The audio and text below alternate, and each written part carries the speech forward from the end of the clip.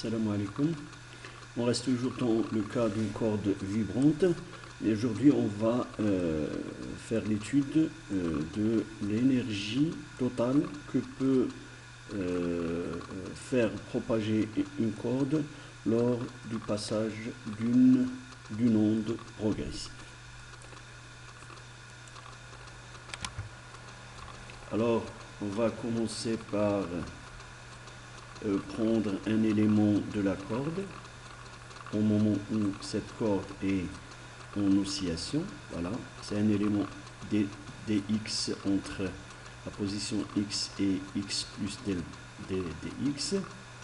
Il s'est déplacé d'une distance y. Voilà l'élément dx qui s'est allongé pour devenir ds. Et on va supposer que tellement l'élément est petit que ds est une droite. Alors bien sûr, il y a deux types d'énergie. L'énergie totale d'un élément dx de la corde est la somme de deux contributions.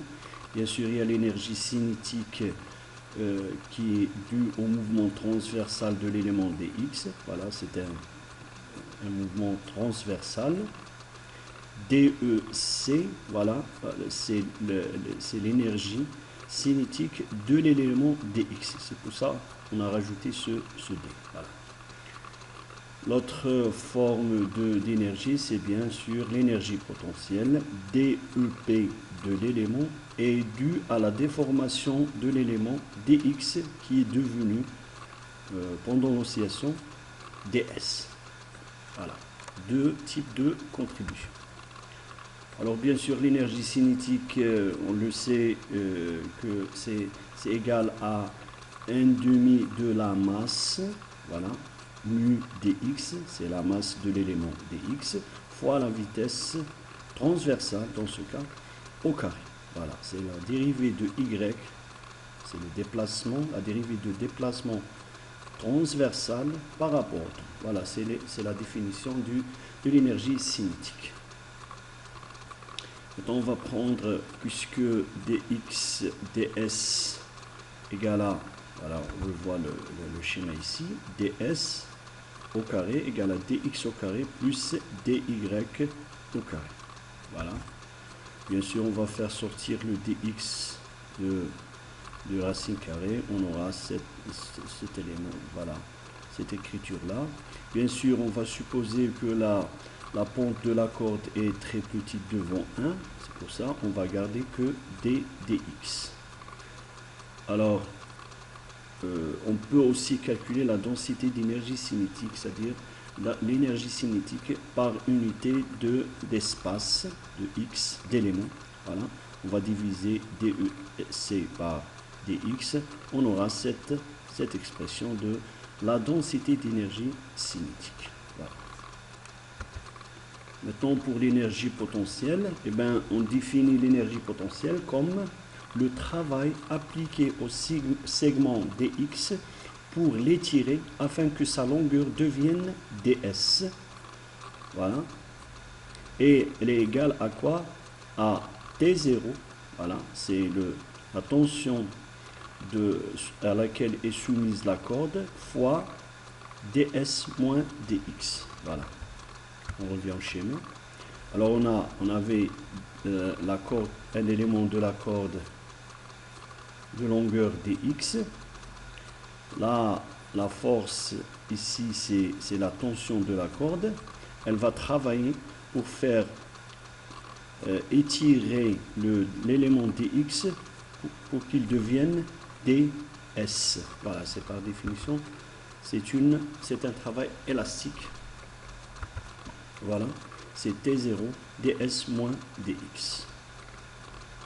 Alors, on a supposé que la tension de la corde pendant l'oscillation n'a pas changé grand-chose par rapport à T0. C'est pour ça qu'on a pris T0. Bien sûr, on vient à cette écriture-là. ds égale à la racine carrée de dx au carré plus dy au carré. On va sortir dx du carré. On remplace le carré par 1/2. Voilà.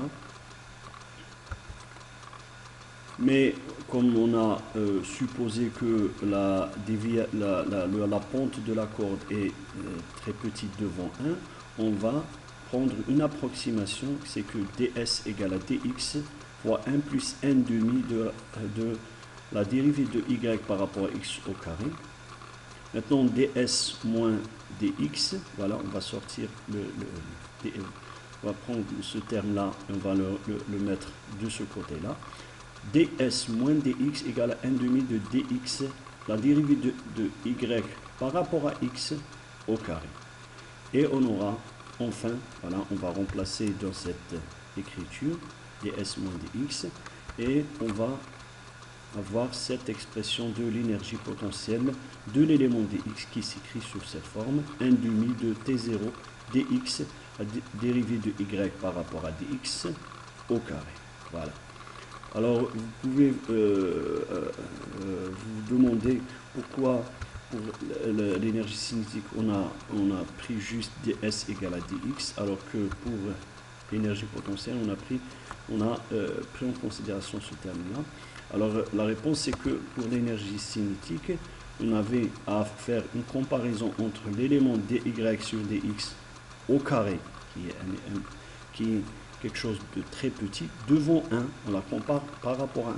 Alors que pour l'énergie potentielle, on avait à comparer la dérivée y dx par rapport à 0. Voilà, c'est pour ça on a pris le terme, voilà, on a pris le terme ça. Voilà, on a considéré ce terme-là. Alors, en fin de compte, on aura l'énergie potentielle de l'élément qui égale 1 demi de t0 dx, dérivée de y par rapport à x, voilà, au carré. Maintenant, comme on a fait pour l'énergie cinétique, on peut le faire pour l'énergie potentielle. On peut écrire la densité d'énergie potentielle en dérivant, voilà, en divisant par dx, on aura dep sur dx égale à 1 demi de t0, la dérivée de y par rapport à x au carré. Voilà les expressions de l'énergie cinétique et l'énergie potentielle pour une corde. Alors l'énergie totale, bien sûr, c'est l'énergie cinétique plus l'énergie potentielle. On peut écrire ça, voilà. On remplace par les expressions obtenues. Maintenant, on va voir quelle relation est entre ce terme d'énergie cinétique et ce terme d'énergie potentielle. Et on va voir ce qu'on appelle l'équipartition des énergies. Alors, bien sûr, pour une onde progressive, on va prendre y de x de t. La fois passée, on a obtenu cette forme, c'est-à-dire une fonction f. On n'a pas donné la forme. Mais avec l'argument, la condition, c'est que l'argument doit être écrit sous cette forme x moins vt ou x plus vt, bien sûr, selon la direction. Avec v, c'est la vitesse de propagation. Alors bien sûr, on peut mettre cette combinaison entre le temps et l'espace sous une forme d'une variable z. Voilà.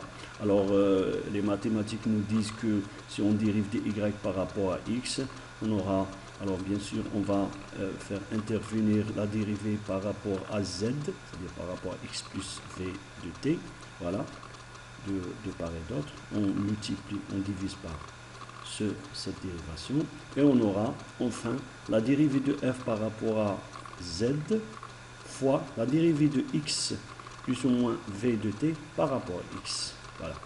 Mais on sait que la dérivée de x plus ou moins vt par rapport à x, c'est 1. Voilà. Il nous reste que la dérivée de f par rapport à une seule variable, z. Voilà, f' qu'on note f'. Maintenant, on fait la même chose pour y, la dérivée de y par rapport à t.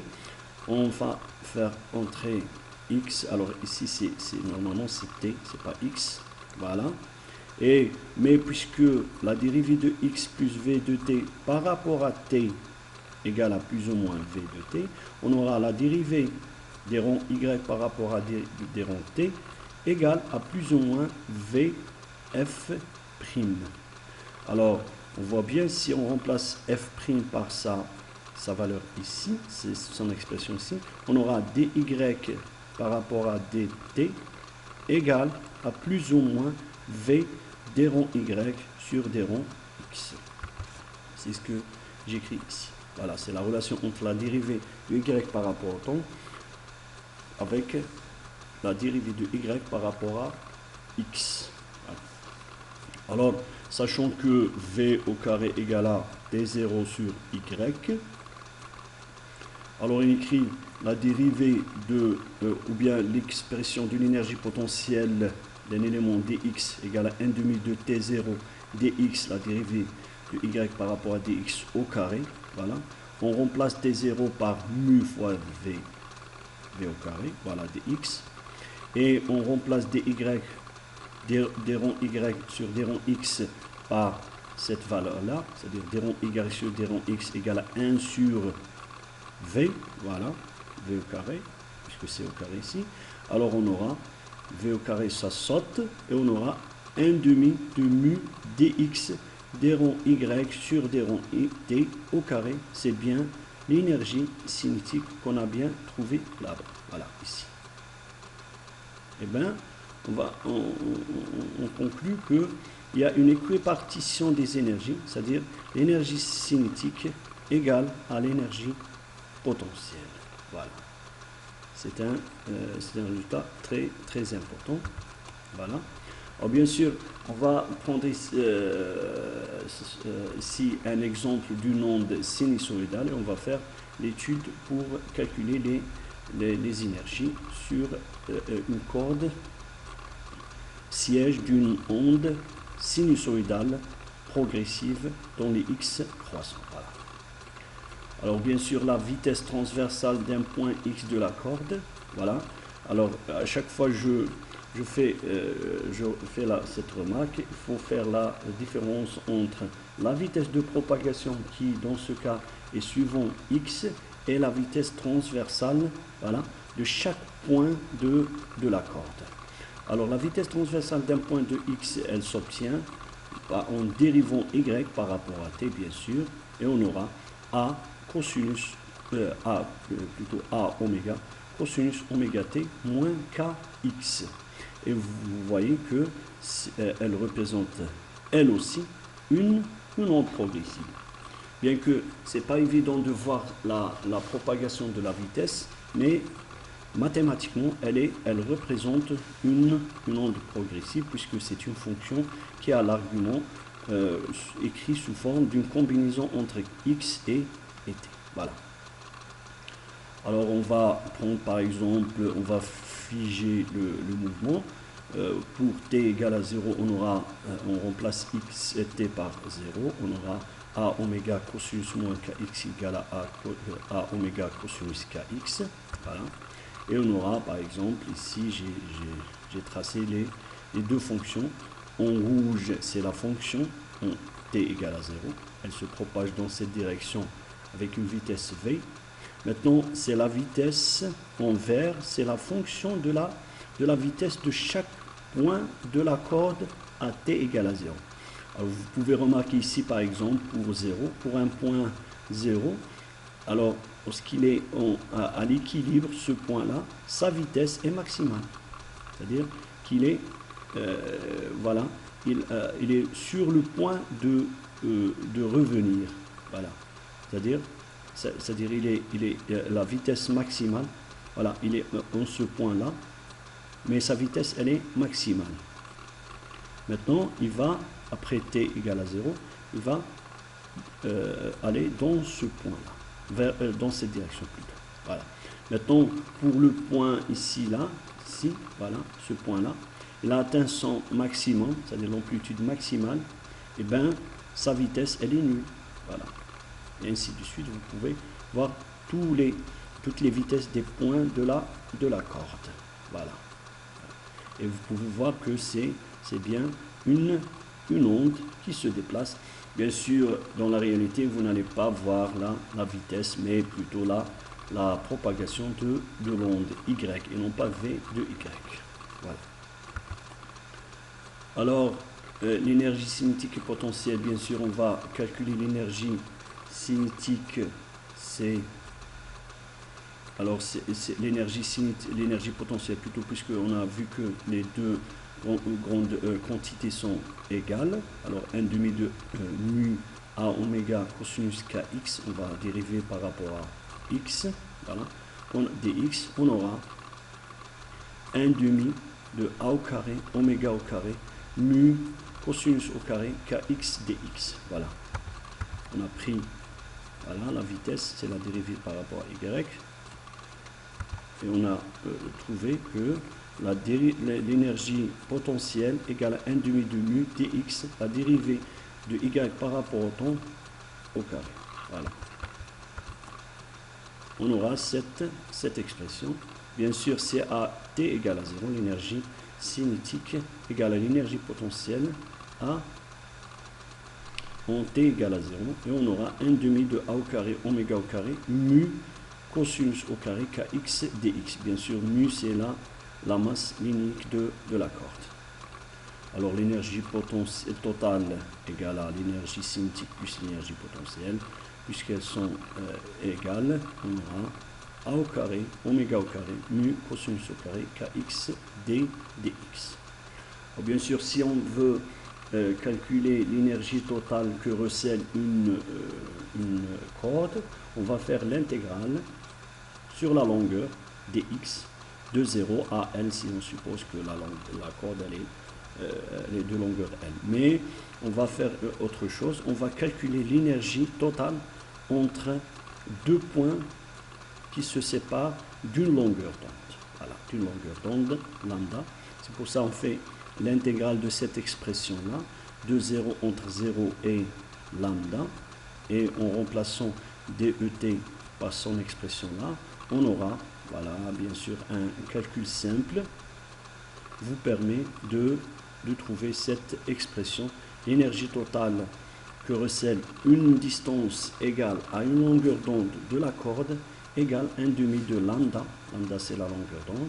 Mu, c'est la masse linéique. Oméga au carré, c'est la pulsation avec laquelle oscillent les masses. Et A, c'est l'amplitude d'oscillation. Voilà. Alors, bien sûr, on va ici prendre l'exemple d'une corde avec un manipulateur, voilà, ici en x égale à 0, voilà, qui va agiter le point x de la corde, voilà, avec une amplitude a sinus oméga t. On va passer toujours dans le même cas, voilà. Il va agiter ce point-là avec ce déplacement a sinus oméga t, voilà.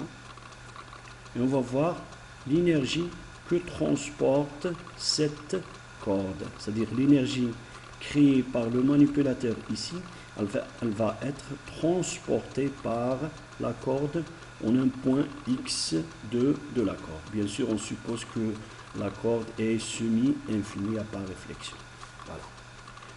Alors, puisque nous avons vu dans les vidéos précédentes que si on aura un milieu homogène avec toutes les conditions réunies et qu'on agite le point en x égale à 0 avec un déplacement a sinus oméga t, on aura une onde qui se déplace dans cette direction avec une vitesse v qui est égale à oméga sur k. Bien sûr, k c'est le nombre d'ondes, voilà. Avec un déplacement bien sûr dans cette direction de x, y de x de t. Alors la corde elle est soumise à une tension à l'équilibre égale à T0, mais à un instant donné pendant l'oscillation, la tension a changé. On l'écrit T. On va voir ce qui se passe en ce point-là. Voilà. Le manipulateur prend en son main l'extrémité de cette, bien sûr, ou bien un moteur, voilà, un mécanisme tout court, et va ébranler, voilà, agiter cette partie. Bien sûr, il va appliquer une force sur l'extrémité de la corde pour la mettre en oscillation. Bien sûr, en réaction, il y a la tension de la corde en ce point. Voilà. Et selon le principe de Newton action-réaction, eh bien, on aura la force ici F, de façon générale, doit être égale à cette force T. Mais nous, ce qui nous intéresse, puisque le mouvement se fait suivant la direction transversale, c'est-à-dire suivant Y, on est intéressé plutôt par la composante F de Y de F. Voilà, F de Y de F qui fait osciller l'extrémité de la corde. Voilà. C'est pour ça, la force qui fait osciller le point X égale à 0 est donnée par Fy égale à moins T sinus θ. Voilà. On va prendre la projection de T par rapport à l'axe des Y, c'est bien T fois sinus θ qui est égal à Fy. Bien sûr, Fy est dans ce sens-là, alors que T sinus θ est dans ce sens-là. C'est pour ça qu'on a écrit Fy égale à moins T sinus θ. Voilà. T est la tension de la corde au point X. Maintenant, on va multiplier et diviser par cosinus θ. Cosinus θ égale. Alors, la fois passée, on a dit que on a pris une approximation T cosinus θ qui est égale à T0. Attention à l'équilibre. Maintenant, sinus θ, cosinus θ, voilà l'angle θ que fait la pente au point X de la corde par rapport à l'horizontale. Voilà. Et on aura sinus θ sur cosinus θ qui n'est autre que la tangente de Y par rapport à X au point X0. Voilà. C'est-à-dire que la force appliquée par un manipulateur égale à moins T0 des ronds Y sur des ronds X en X égale à 0. Bien sûr, on a l'expression de Y qu'on a donnée. Voilà, c'est une onde sinusoïdale progressive. On va la dériver par rapport à X. On aura moins AKX. Voilà. Ça, on dérive le moins. Alors le moins, on va sortir le K. Le moins avec le moins, ça va donner un plus. En X égale à 0, on va remplacer, on dérive, puis on remplace X par 0. Puis on aura A fois K. K, c'est le nombre d'ondes, rappelez-vous. T0, c'est la tension à l'équilibre de la corde. Cosinus oméga T. Oméga, c'est la pulsation avec laquelle le manipulateur fait agiter cette extrémité-là. Voilà. Alors, Fy égale à AK T0 cosinus oméga T. Maintenant, sachant que oméga égale à V fois K, voilà, V c'est la vitesse de propagation, K c'est le nombre d'ondes, on va remplacer K par, voilà, dans cette expression, K on va le remplacer par oméga sur V, voilà, et on retrouve F de Y égale à A oméga T0 sur V cosinus oméga T. C'est la force qui fait agiter l'extrémité de la corde en X égale à 0 et qui donne le déplacement à sinus oméga T. Voilà. Alors bien sûr, c'est une force qui travaille. Elle travaille dans la direction transversale puisque ça s'applique dans la direction transversale. Le travail de cette force en X égale à 0 est donné bien sûr par oméga égale à l'intégrale de F de Y dy. Voilà. On va remplacer Y par l'expression en X égale à 0. Voilà. C'est A sinus oméga T. Bien sûr, dA sinus oméga T, c'est A oméga. On dérive sinus par rapport au temps. On aura A oméga cosinus oméga T fois dt. C'est-à-dire, on va, pour calculer le travail, on va intégrer par rapport à un temps t. Voilà. Alors maintenant, on va prendre le travail de la force pendant une période. Pourquoi? Parce que on a déjà fait le calcul de l'énergie. Voilà. On a fait déjà le calcul de l'énergie sur une période dans l'espace. Maintenant, on va faire le calcul du travail pendant une période du temps. Et on va faire la comparaison entre ces deux grandeurs. Voilà. Alors, le travail de la force pendant une période T égale à 2pi sur oméga. Il faut ne pas confondre T, c'est la période, c'est un temps, avec la tension de la corde. Voilà. Alors, on va faire l'intégrale de 0 à 2pi sur oméga de l'expression, de cette expression-là. Voilà, on a remplacé, voilà, f de y par son expression-là. Maintenant,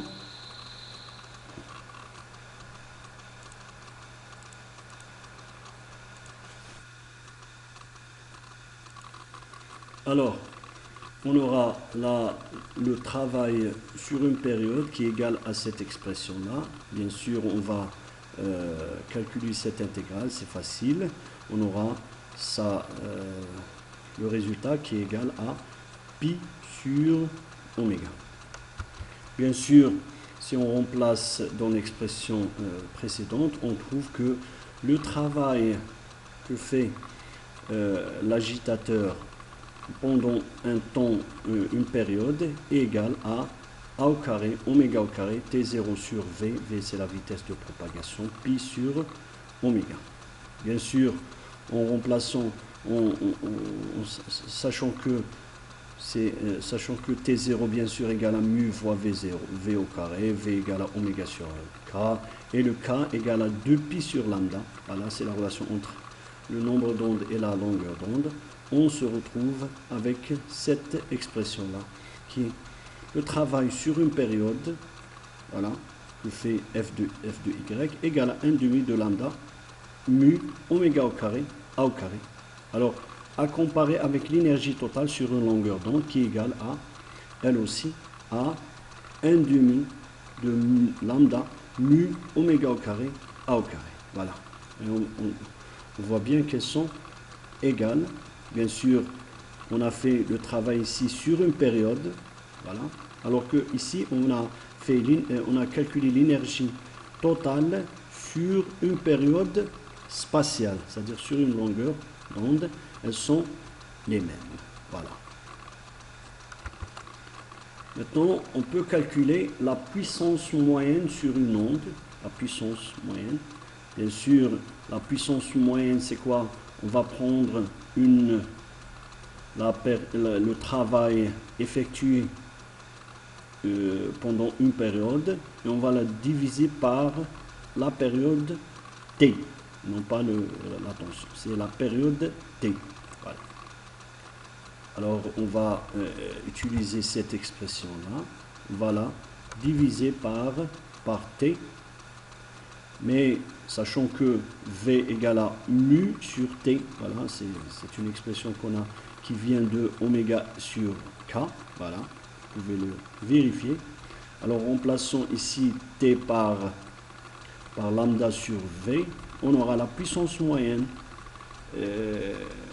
produite par le manipulateur et qui va être transporté le long de la corde, égale à 1 demi de V fois mu oméga au carré fois A au carré.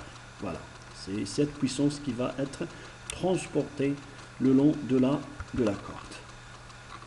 Donc on vient à la puissance instantanée sur une onde. Alors les énergies cinétiques et potentielles d'un élément dx sont données par, voilà, elles sont les mêmes, on a déjà vu, avec l'expression de y et x de t qui est donnée sous cette forme-là. Voilà. Alors bien sûr, l'énergie totale d'un élément dx égale à la somme des deux éléments, mais puisqu'elles sont les mêmes, on va avoir cette expression-là. On va multiplier juste par 2, voilà, le 1 demi saute, et on aura mu la dérivée de y par rapport au temps au carré dx. Voilà, c'est l'énergie totale d'un élément dx. Maintenant, l'énergie totale pour un élément dx est donnée par dEt égale à mu a au carré, oméga au carré, cosinus au carré, oméga t moins kx dx. Voilà, on a dérivé par rapport à t.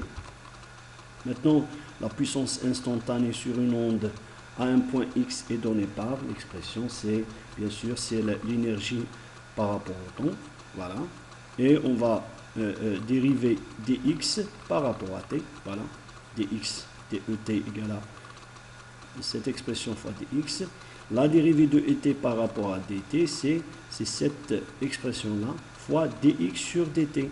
Mais c'est quoi dx sur dt? Eh bien, c'est la vitesse de propagation. Voilà, c'est la vitesse de propagation. C'est la définition de v. Voilà.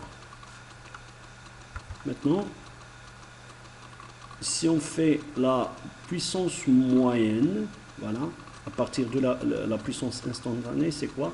C'est par définition, la puissance moyenne, c'est égal à 1 sur t, l'intégrale de 0 à t dt de la puissance instantanée.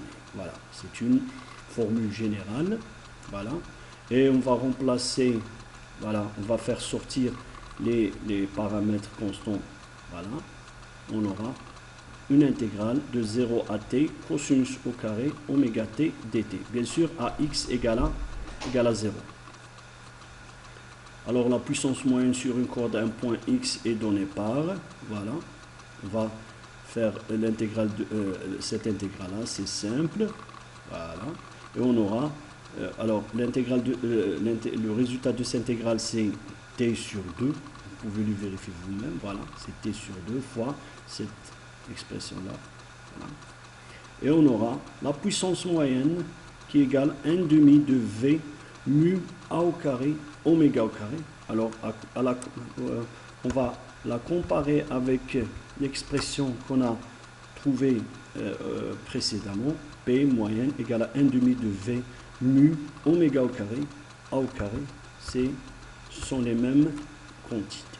Voilà. Alors c'est la puissance créée par la source en x égale à 0, par le déplacement dt égale à sinus et est transportée par la corde vers des points x du milieu. Voilà. Merci.